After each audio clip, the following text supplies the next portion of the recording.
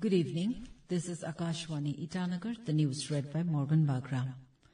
Governor Lieutenant General retired K.T. Parnaik interacted with representatives of the state's small tea growers at Raj Bhavan, Itanagar today. They discussed strategies for promoting Arunachal Pradesh's tea industry. During the meeting, the governor emphasized the need for organic tea cultivation, highlighting its sustainability and strong market demand. Reaffirming the state's commitment to strengthening its tea industry and positioning Arunachal Pradesh as a key player in the organic tea market, the governor emphasized tea growers to develop a distinctive brand identity with an attractive logo, eco-friendly packaging, and a compelling tagline that reflects its commitment to organic and sustainable practices.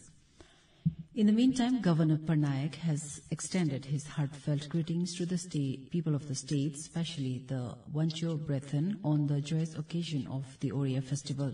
He expressed hope that the festival will continue to celebrate and rejuvenate the vibrant legacy of their ancestors.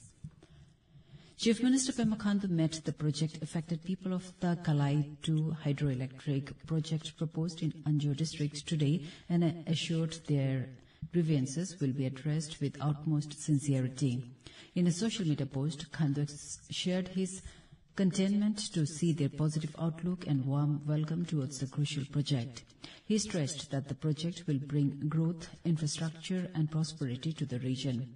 Additionally, Khandu informed that his government is committed to ensuring fair compensation, employment opportunities, environmental sustainability and local development. A massive fire broke out in the main market of Tenga in West Kameng along the Tejpur-Tawang highway this morning at around 4 a.m. However, with the prompt action of the Indian Army's Gajraj Corps in time, the fire was dodged without any human casualty.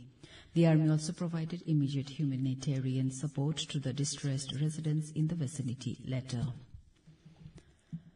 The Bandardeva police has apprehended 4 individuals, including a woman, in 2 separate operations on Thursday.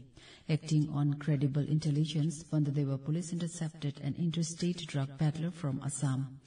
In a separate operation later that day, the Bandardeva police additionally apprehended 3 more suspects from Nia Colony, Bandardeva. 2 separate cases under the NDPS Act have been filed at Bandardeva police station and the 4 individuals have been arrested. In the meantime, SP Naharlagun Main Gambo commended the efforts of the Bandardeva police team for their swift action and successful dismantling of the trafficking network. The 2-day national seminar on rejuvenating ecosystem for Viksit Bharat, organized by the Department of Commerce, Rajiv Gandhi University, began at the university's campus yesterday. While delivering the inaugural address, Vice-Chancellor Professor S.K. Naik highlighted the multifaceted contributions of different sectors to Viksit Bharat, with a special focus on the agricultural sector as a cornerstone of national development. He stressed the importance of such seminars in generating ideas, insights and encouraging youth participation for the nation's progress, expressing optimism about the positive outcomes of the seminar. IAS Secretary, Department of Health and Family Welfare, Ira Singhal, General Manager, NABARD, RO, Itanagar and many other dignitaries attended the seminar. The aim of the seminar was to generate meaningful discussions, foster collaboration and pave the way for actionable strategies towards a rejuvenated ecosystem for Viksit Bharat. The Mebo Subdivisional Administration in East Siang District has issued an executive order banning the use, sale and possession of air guns within the Mebo subdivision.